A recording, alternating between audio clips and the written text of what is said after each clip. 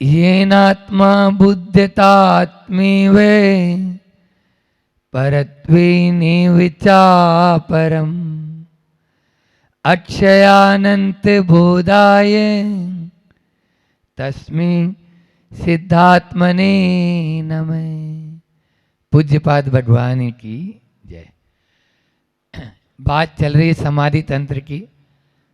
आज तो उसी समाधि तंत्र को जिन्होंने अंगीकार किया, ऐसे भगवान शांतिनाथ के 108 मंडल बनाकर आप लोगों ने अभी यहाँ पर आराधना भी की और बहुत भक्ति भाव के साथ में यह कार्य यहाँ पर संपन्न किया।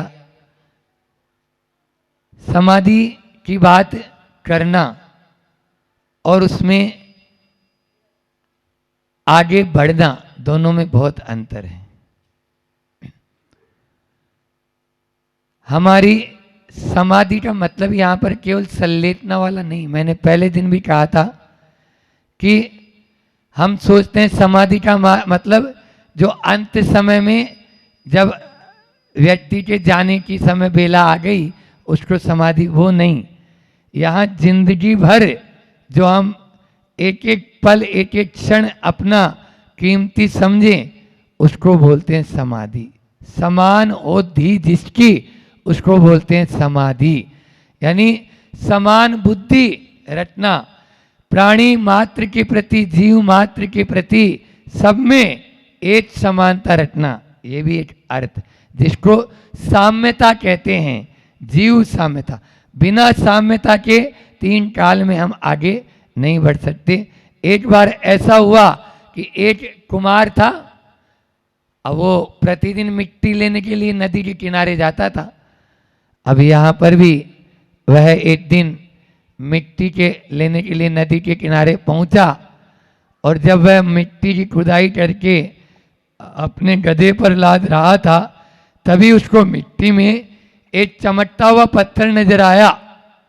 उसने उस पत्थर को उठाया और जैसे ही उस पत्थर को उठाया देखा ये तो बहुत अच्छा चमकता हुआ पत्थर है, अपने गधे के गले में पहनाएंगे तो बहुत अच्छा रहेगा। उसने उसमें रस्सी बांधी और गधे के गले में डाल दिया और अपने घर की ओर चलने लगा। अब रास्ते में बाजार पड़ता था। बाजार में जब लोगों ने देखा इसके गधे के गले में आज कुछ डला है, चमक रहा है पत्थर, एक व्यक्ति की नज़र पड़ी, तुरंत वो पहचाना, अरे ये पत्थर तो अच्छा है, कीमती है। उसने, क्यों इस पत्थर को बेचोगे? इस पत्थर को बेचोगे? बोले हाँ बेच देंगे। बोले कितने में? बोले 200 रुपये में। 200 रुपये में। बोले 50 में देंगे? बोले एक बार बोलता हूँ, दोबारा नहीं बोलता। कुमार ने जवाब दिया। उसने देखा 50 में, इसको कोई कीमत मालूम है क्या? इस जब तो गधे गले में डाल रखा है, अभी दे ही देगा 50 में, तब तक क्या कहा जाएगा कहाँ पे? अपन को ही दे देगा। अब वो इस फिराक में उसको लिया नहीं और इधर ये अपना नहीं लिया तो आगे चलता है, तो अपनी मस्ती में था, इसको क्या। आगे जैसे ही पहुंचा तो दूसरे जोरी की एक और जोरी था, उसकी दृष्टि उस पत्थर पर पड़ी और जैसे ही उस पत्थर पर पड़ी उसने देखा और तुरंत पूछा, क्यों भाई ये पत्थर बेचोगे? बोले हाउ। बोले कितने में? बोले 1000 में। उसने जेब से तुरंत 1000 निकाला और दिया और पत्थर ले लिया। ये अपना चलता बना। वो आदमी अभी इधर ही घूम रहा है क्योंकि वो उस पत्थर की तलाश में था, लेने में था 50 रुपए वाला। अब वो जैसे उस गधे के गले में पत्थर नहीं देखा, उस कुमार से पूछता है, क्यों भाई वो पत्थर कहाँ गया? बोले वो तो मैंने बेच दिया। कितने में? बोले 1000 में। अरे बोले तुम मूर्ख हो, वो तो लाखों का हीरा रत्न था, नगीना था, तुमने उसको 1000 में बेच दिया। बोले भाई साहब मूर्ख मैं नहीं, मूर्ख तुम हो जो तुम्हें वो 200 रुपये में भी महंगा लग रहा था और तुमने ये देखा 50 में दे देंगे। आज के इंसान की भी कुछ ऐसी दशा होती है, वो जिस चीज को पहचान है उसको भूल रहा है। पहचान किसकी करना है ये वो नहीं पहचान पा रहा और सोचता है अभी नहीं फिर कभी कर लेंगे। जो अभी नहीं कर सकता वो कभी नहीं कर सकता है। बस इसी को बहिरात्मा बोलते हैं, जिसकी दृष्टि केवल बाहर बाहर बाहर बाहर ही चलेंगी, वह जाती रहती है, वही बहिरात्मा होता है। अच्छा ये बताओ, आप एक जगह जाते हो घूमने के लिए तो वहां दोबारा जाना पसंद करते हो? बोलो। आउटिंग में पिकनिक मनाने आदि में जाते हो तो इस बार महावीर जी गए तो अब शिखर जी चलेंगे, तीर्थ क्षेत्र के लिए भी। समझ में आ रहा है? एक स्थान पे दोबारा जाना नहीं, और घूमने की बात तो अलग ही है, इस बार इस देश गए तो दूसरे देश जाएंगे, अब ये स्थिति होती है। फिर ऐसा क्या कार्य कर रहे हैं जो बार बार उन्हीं गतियों में जाना, 4 गति और 84 लाख योनियों में ही ये जीव भ्रमण कर रहा है, फिर भी इसको उबा नहीं है। ये कभी इसके मन में ऐसा नहीं आया कि मुझे दोबारा वहां नहीं जन्म लेना, वहां जाऊंगा नहीं, ये तो सोच रहा है इस जन्म में कि अब इस साल दिवाली को यहाँ नहीं वहां घूमने जाएंगे। अब ये क्यों नहीं सोच रहा है कि जहां मैंने असंख्यात बार नहीं, ये समझ लीजिए अनादि से चल रहा है अपना जो पंच परावर्तन आता है, उस पंच परावर्तन को पढ़ेंगे तो बिल्कुल रोंगटे खड़े हो जाते हैं। ऐसी स्थिति एक एक प्रदेश में हमने कई बार जन्म लिया है, संख्यात असंख्यात अनंत बार जन्म लिया, फिर भी उबे नहीं है। क्यों? क्योंकि यही बहिरात्मा है। हाँ, ऑप्शन सब है, ऑप्शन तो जाने की वो सोच ही नहीं रहा ना, मुझे करना। कल हमने 4 प्रश्न बताए थे ना, मैं कौन हूँ, है ना, मेरा क्या है, मैं क्या कर रहा हूँ और मुझे क्या करना चाहिए। ये 4 प्रश्न है, तो चौथा प्रश्न तो उसमें वह हल करेगा तब ऑप्शन अपना आप मिलेगा। ऑप्शन तो बहुत सारे हैं, ऐसा नहीं कि ऑप्शन नहीं है, लेकिन वह जाने की सोच नहीं रहा, क्योंकि वह इस केवल मात्र संत कहते हैं ये जो हमारे पास जो जीवन मिला है ना, ये जीवन का ये ऐसी किताब है जिसके ऊपर के पन्ने भी नहीं है और पीछे के पन्ने भी नहीं है। पीछे के पन्ने उड़ गए, फट गए, और आगे वाले पन्ने भी फट गए, केवल मात्र बीच के थोड़े से पन्ने बचे हुए हैं, उसी को हम पूर्ण संपूर्ण अपना जीवन मान बैठे हैं। जबकि ऐसा नहीं है, अनादिकाल से ये चला आ रहा है, और फिर यदि अभी भी नहीं सुधरेंगे तो आगे भी इसी प्रकार से चलता चला जाएगा।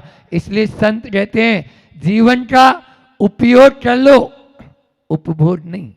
ये जिंदगी मिली है, इसका उपयोग करो, उपभोग नहीं। उपयोग करोगे तर जाओगे और उपभोग करेंगे मर जाएंगे।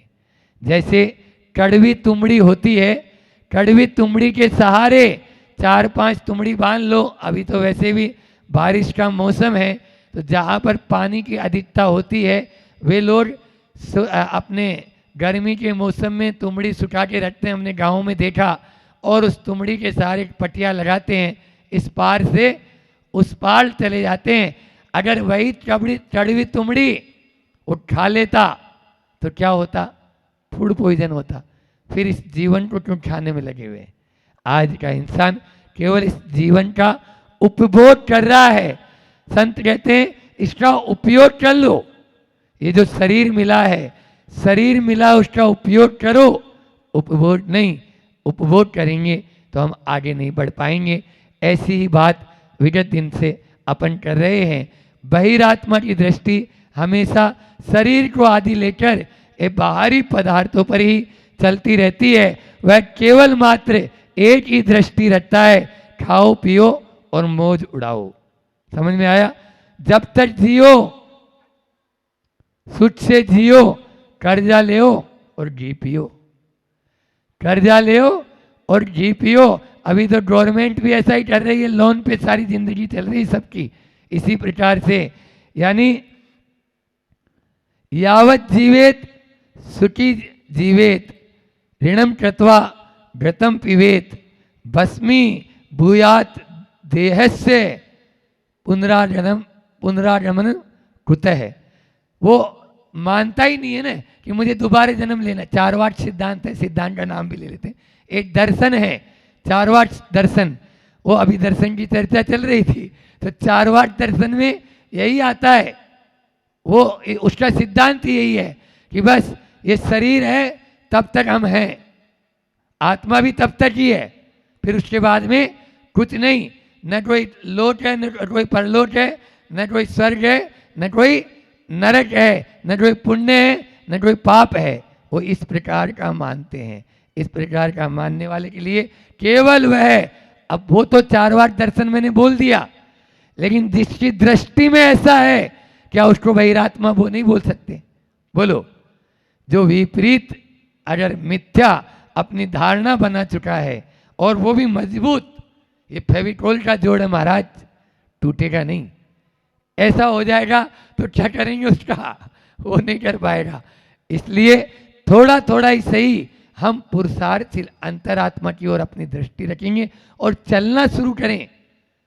बातों से अपना कार्य होने वाला नहीं। अगर हम धीरे धीरे ही सही चलना प्रारंभ कर देंगे तो मंजिल पर पहुंच जाएंगे। एक एक कदम, यहाँ पर तो शिक्षक वर्ग ज़्यादा बैठे हुए हैं, मैं यही चाहूँगा कि एक एक हमारे गुरु जी को बच्चे और शिक्षक बहुत पसंद है, आचार्य श्री जी को। आप देखिए जितने मुनि महाराज बने, अगर शिक्षक वर्ग में से कोई प्रतिमाधारी बनने आया या मुनि महाराज जी के लिए निवेदन किया, उसकी तुरंत एंट्री हो जाती है, तुरंत। इसलिए आप लोगों के पास में तो प्लस पॉइंट है, तो आप लोग बहिरात्मा नहीं है, अंतरात्मा है, इतना मुझे श्रद्धा है। बस परमात्मा की ओर अपन को बढ़ना है। आज उसी परमात्मा के बारे में तो मैं बोल रहा था, अपन को बहिर्दृष्टि छोड़ना है, अंतर्दृष्टि बनना है। चार बातें करना है, तो वो है, चार प्रकार की दृष्टि होती है। एक होती है वैराग्य दृष्टि, दूसरी आत्मदृष्टि, तीसरी अर्थ दृष्टि और चौथी भोग दृष्टि, है ना।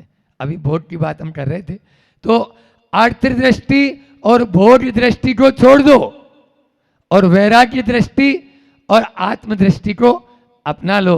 पहले वैराग्य दृष्टि आएगी और फिर धीरे धीरे जब दृढ़ता चली जाती है तो आत्मा के अंदर भी अनुभूत होता है, तभी उपलब्धि हो पाती है। भारत की संस्कृति में ध्यान रखना, अर्थ को महत्व नहीं दिया, परमार्थ को महत्व दिया। आचार्य श्री जी ने जब एक बार बिहार चल रहा था तो एक अर्थशास्त्री आए थे, डोंडरगढ़ की तरफ बिहार हो रहा था, तो उनसे कहते हैं गुरुजी, बहुत अच्छी बात कही उन्होंने कि अच्छे अच्छे अर्थशास्त्रियों ने भी आज तक अर्थ का सही अर्थ नहीं लगा पाए। अच्छे अच्छे अर्थशास्त्री भी आज तक अर्थ का सही अर्थ नहीं लगा पाए। आप लोग अर्थ का मतलब ही नहीं, इसलिए भारत में मैं कह रहा हूं, भारत ने अर्थ को नहीं परमार्थ को महत्व दिया, पदार्थ को नहीं परमात्मा को महत्व दिया, और पैसे को नहीं परमेश्वर को महत्व दिया। ये भारत की संस्कृति रही है। यहाँ पर रोटी खाने वाला भी शाम को यदि मंदिर में आता है तो वो मंदिर में एक घी का दीपक तो लेकर आता है, परमात्मा के चरणों में वह घी का दीपक जलाएगा, भले मैं लू की रोटी खा लूंगा। ये क्यों? क्योंकि उसने अर्थ को महत्व नहीं दिया। यही अंतरात्मा की दृष्टि होती है जो परमात्मा की ओर उसको लेकर जाएगी। उस परमात्मा के कई नाम होते हैं। आज की कारिका में वही आचार्य पूज्यपाद भगवान यहाँ बता रहे हैं। 6वें नंबर कारिका उच्चारण करते हैं। यहाँ पर 10 नाम बता रहे हैं, है ना। आज सुबह से नाम की चर्चा चल रही है। नाम कुछ भी हो, नाम से नहीं, अपन तो वीतरागता से, अभी आज सूत्र भी वही आया, तत्वार सूत्र का जो अध्ययन कर रहे थे उसमें भी कि तत्व का किस प्रकार से हम उसका विश्लेषण कर सकते हैं, अपनी आत्मा में उतार सकते हैं, उसमें भी वही सूत्र था।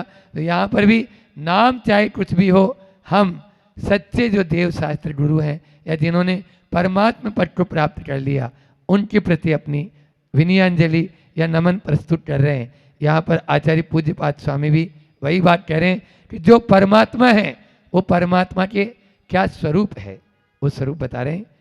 निर्मल है केवल है शुद्धो विविध प्रभुरव्यवय परमेष्टि परात्मेति परात् परमात्म परमेश्वरो जिन्हें परात्मेश्वरो जिन्हें। यहाँ पर वह निर्मल है, केवल है, शुद्ध है, विविध है, प्रभु है, अव्यय है, परमेष्टि है, परमात्मा है और परात्म है, ईश्वर है और जिन है। ये 10 नाम उस परमात्मा के दिए हैं कि वह परमात्मा किन किन नामों से जाना जाता है। एक एक नाम की संक्षेप में जो टीका की है यहाँ पर उसकी व्याख्या अपन करते हैं कि निर्मल है, वह निर्मल है। निर्मल यानी मल, मल से रहित, निर्मल मल से रहित, मल यानी दोष, मल यानी दोषों से रहित। परमात्मा कैसे हैं? दोषों से रहित हैं, दुर्बलताओं से रहित हैं, दुर्गुणों से रहित हैं और दुखों से रहित हैं। रिपीट कर रहा हूं, दोष, दुर्बलता, दुर्गुण और दुखों से रहित, ऐसे वे परमात्मा होते हैं। उन परमात्मा और संसारी प्राणी इन सब से युक्त है। वो दुखों से युक्त है, वो दोषों से संयुक्त है, वो दुर्गुणों से संयुक्त है और दुर्बलता भी उसमें रहती है। इस प्रकार से संसारी प्राणी नहीं, वो परमात्मा है, वो निर्मल है। फिर केवल है, केवल मतलब ओनली। केवल का मतलब होता है जिनको सहायता की जरूरत नहीं, किसी प्रकार की असहाय जिसको बोलेंगे, तो वो दूसरों की अनंत शक्ति के धारी होने के कारण वो केवल हैं। और फिर तीसरा विशेषण दिया है, शुद्ध हैं। कैसे हैं वे?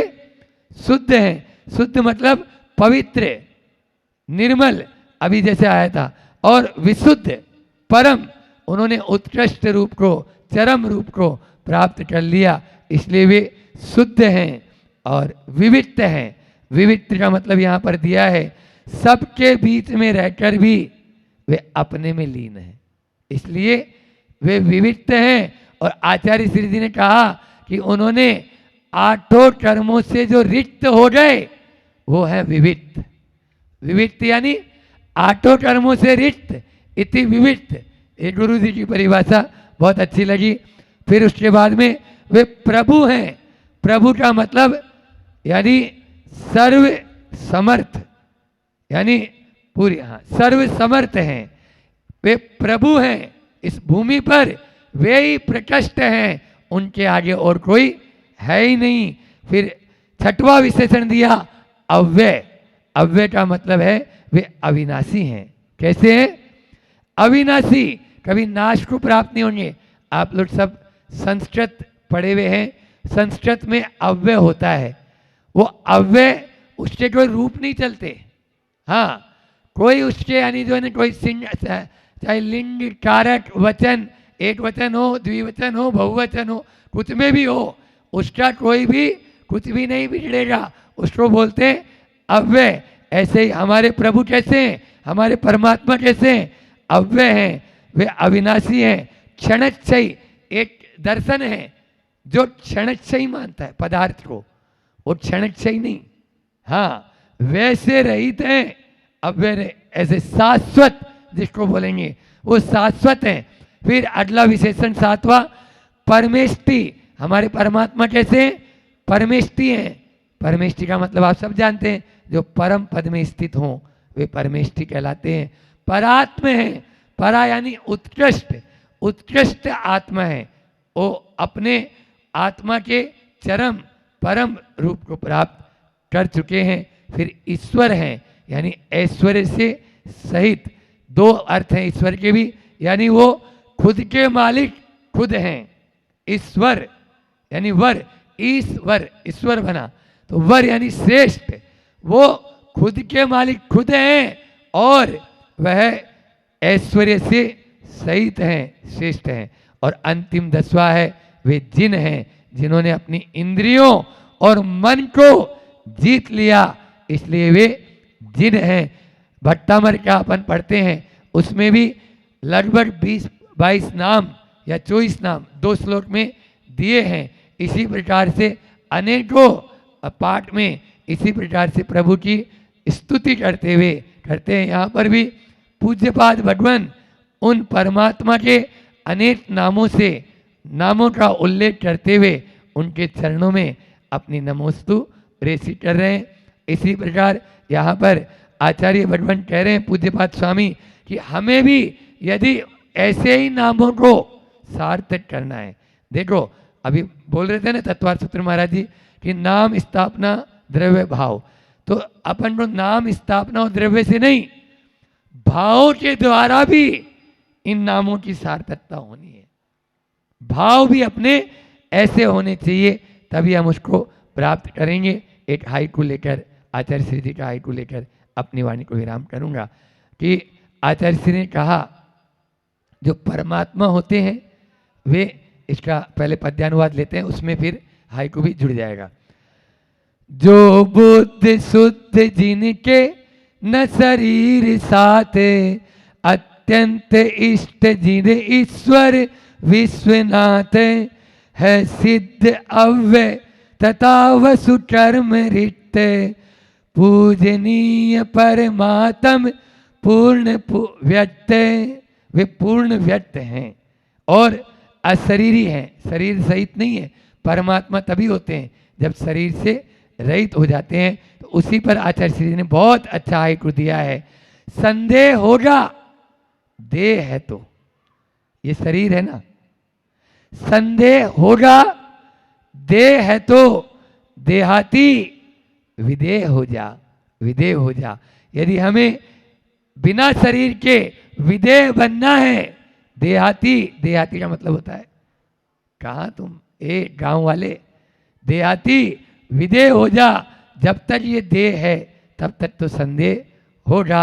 बस इस शरीर को अपन ये छूटने से पहले छोड़ दें, लिख लो, छूटने से पहले छोड़ देंगे तो अपन भी उस श्रेणी में आ सकते हैं। उस श्रेणी में आप सब भी आए, ऐसी भावना के साथ में अपनी वाणी को विराम देता हूँ।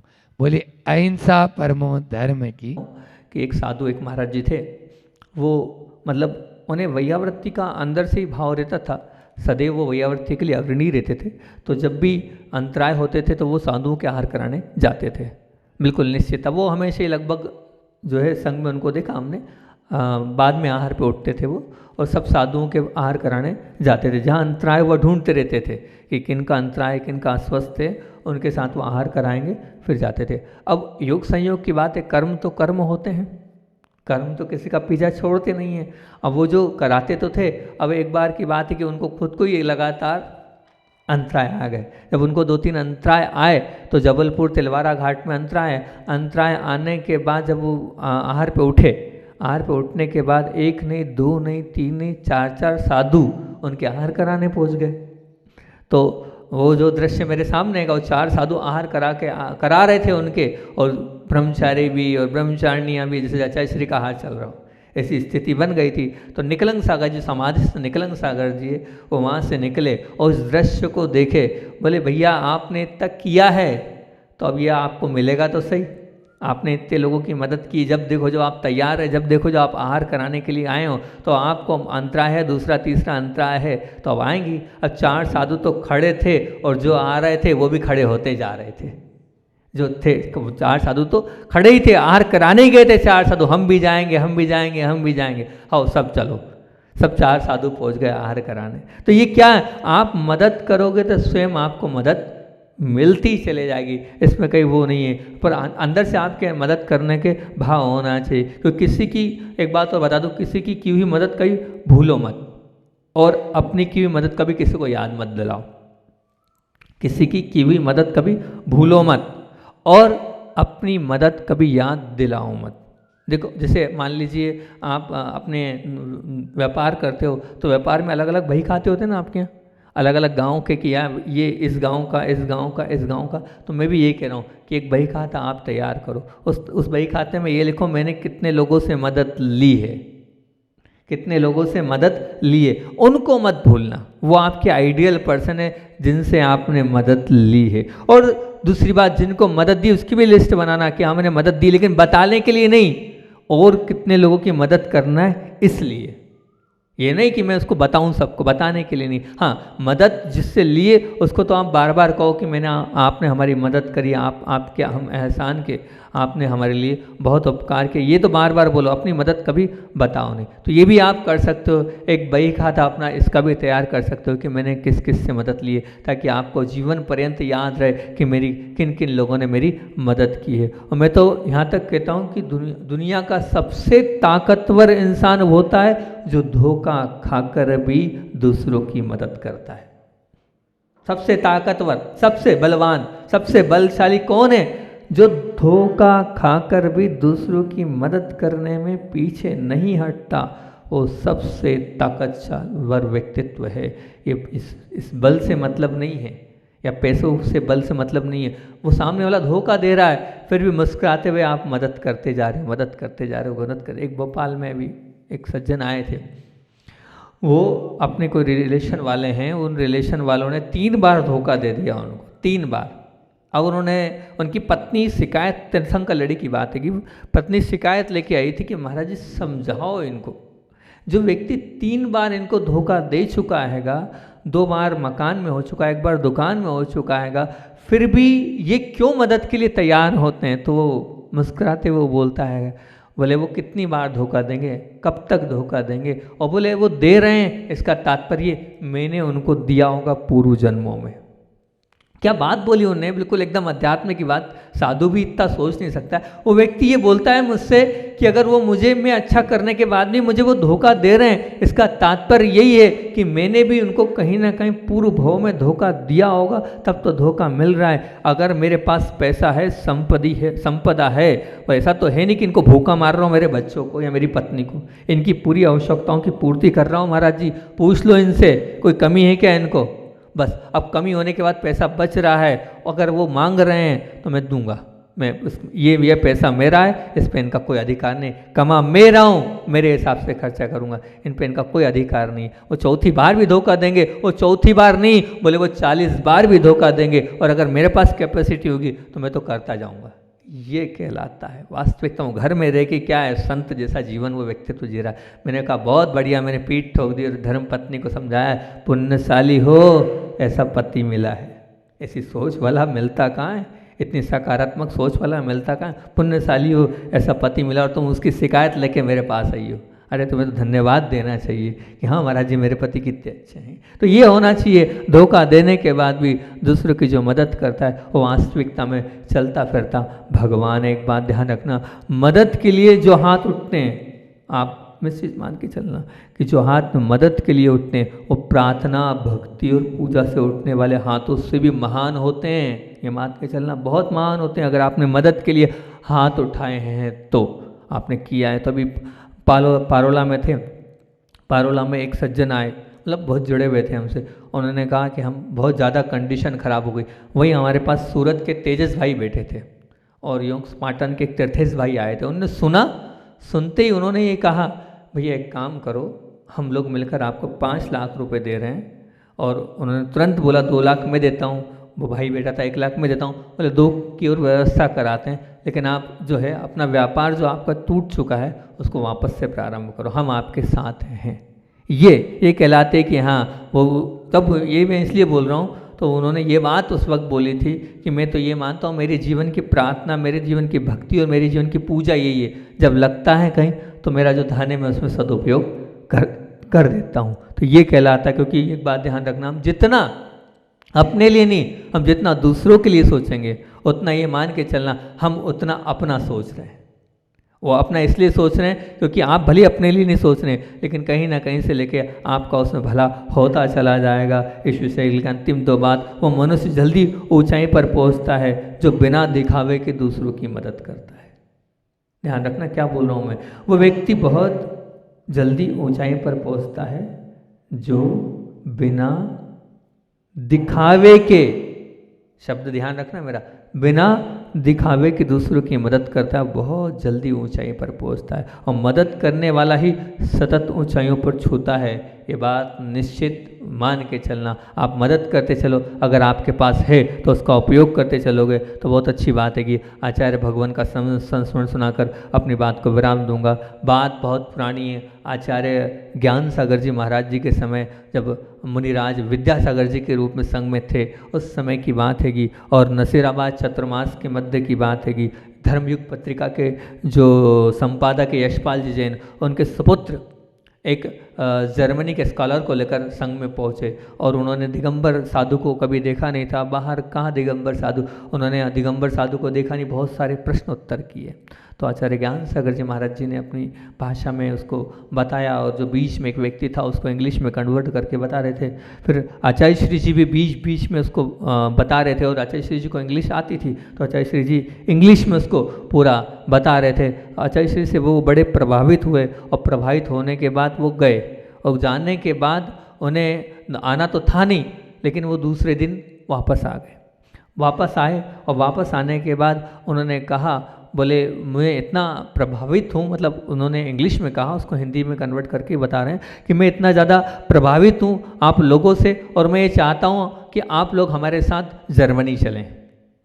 आप लोग हमारे साथ जर्मनी चलें। और पूरी रात में लगा रहा कि आप, क्योंकि आपने कंडीशन बता दी थी कि आप हवाई जहाज़ में जाएंगे नहीं, आप इसमें जाएंगे नहीं, तो मैंने रास्ता पूरा खोज लिया है। पाकिस्तान से होते अफ़गानिस्तान, अफ़गानिस्तान से होते हुए अब ऐसा बाय रोड अपने को चलना है, और मैं चाहता हूँ कि आप मेरे साथ कहाँ चलें। आचार्य श्री से निवेदन किया, बोले आप तो यंग हैं, आप तो चल सकते हैं, और आपको हमारे साथ जर्मनी चलना है। जब ऐसा निवेदन किया तो आचार्य श्री ने, और फिर साथ में लेकिन एक कंडीशन रख दी, पर शर्त एक ही है हमारी कि आपको क्या कवर्ड करके ले जाना पड़ेगा, क्योंकि पाकिस्तान अफ़गानिस्तान ऐसे एरिया से जा रहे हैं, तो आपको कवर्ड करके लेके चलेंगे। तो आचार्य श्री जी ने मुस्कुराते हुए कहा, शेर तो शेर रहता है, शेर कभी भी बंधन स्वीकार नहीं करता है, आपके साथ ऐसे कवर्ड होकर हम नहीं चलते हैं। वहाँ जितने लोग थे सब लोगों ने तालियां बजा दी, क्योंकि शेर वास्तविकता में शेर होता है, वो बंधन के साथ कभी भी चलता नहीं है। और फिर आगम में एक कहा भी है कि ऐसे ही जगह जाना है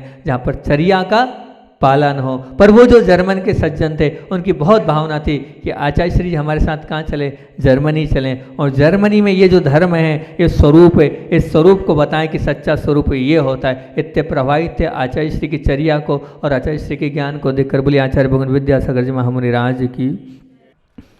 आज आपको एक छोटा सा संस्मरण सुना देते हैं। रोज़ सुनाते हैं संस्मरण गुरुदेव का, तो जो अंत का संस्मरण है वही सुना देते हैं, क्योंकि बहुत दूर से आप आएँ, कुछ तो लेके जाएं, खाली हाथ ना जाएं। बात बहुत पुरानी है, आचार्य ज्ञान सागर जी महाराज जी के समय की हम बात बता रहे हैं।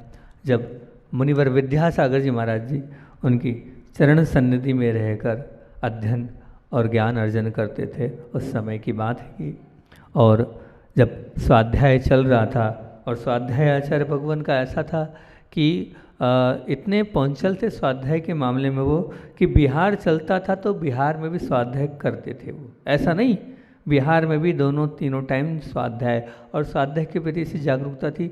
बताते कि दिन भर में 7-7 8-8 क्लास चलती थी ज्ञान सागर जी महाराज जी की, पूरे सुबह से लेकर शाम तक। अपने आप को भी अपने आप में बिजी रखते थे, और सबको भी बिजी रखते थे। वो जिसकी जो रुचि हो वो स्वाध्याय करे और स्वाध्याय में बैठे, ऐसी भावना रहती थी। और गुरुदेव का बिहार होते होते वो एक आगे गांव पहुँचे, जटिया नाम का वो गांव था जो नसीराबाद से पास में ही था। वो गांव में पहुँचे, और पहुँचते ही जो है वहाँ पर स्वाध्याय प्रारंभ हुआ। और जब स्वाध्याय वहाँ प्रारंभ हुआ तो रामायण का प्रकरण चल रहा था। उस रामायण के प्रकरण में राम जी की दीक्षा का कोई बिंदु था। उस बिंदु पर कुछ चर्चा चल रही होगी, तो वो चर्चा ज्ञान सागर जी ने सब लोगों के बीच में रखी, लेकिन जो मुनिवर विद्यासागर जी थे उनको वो चर्चा समझ में नहीं आ रही थी। पुनः उन्होंने पूछा, फिर भी वो समझ में उन्हें नहीं आई। जब समझ में नहीं आई तो देखो आज्ञाकारी शिष्य कैसे होते हैं और किस प्रकार से होते हैं। तो आचार्य ज्ञान सागर जी ने मुस्कुराते हुए कहा, बोले मुनिवर आप एक काम करें, हमने तो अपनी ओर से अपनी पूरी जितनी क्षमता थी हमने समझाने का प्रयास किया, लेकिन हो सकता है मैं नहीं समझा पा रहा हूँ, पर मेरा ऐसा भाव है कि इस प्रकरण को आप एकांत में बैठकर थोड़ा चिंतन करें, एकांत में बैठकर चिंतन करें, शायद बहुत कुछ आ जाएगा। तो आचार्य श्री जी क्लास के बाद उठे और उठने के बाद वो एक कोने में बैठ गए और कोने में बैठकर उस विषय का जो वो चिंतन था वो चिंतन करते रहे। 8 तारीख की बात है ये, 8 तारीख को भी ये चिंतन किया उनने, 9 तारीख को भी चिंतन किया, और 10 तारीख को जब अजमेर प्रवेश हुआ, और अजमेर जब प्रवेश हुआ, प्रवेश होने के बाद जब क्लास लगी तो क्लास में सब लोगों के बीच में आचार्य श्री जी ने कहा, लगातार 3 दिन तक आपने जो विषय बोला था उस विषय पे मैं चिंतन करता रहा, और जो आपके भाव थे वो भाव पूरे मेरे समझ में आ गए, पूरे भाव मेरे समझ में आ गए। तो आचार्य ज्ञान सागर जी ने मुस्कुराते हुए कहा, विद्या कालेन पच्यते, भले आज आपके समझ में नहीं आ रही है, लेकिन हम बार बार चिंतन करते हैं, मंथन करते हैं, मनन करते हैं, तो आचार्यों की वो वाणी अपने आप आत्मसात होती है और वो अंदर से अपने आप उत्तर आपको मिल जाते हैं। लेकिन चिंतन मंथन और मनन करना पड़ेगा,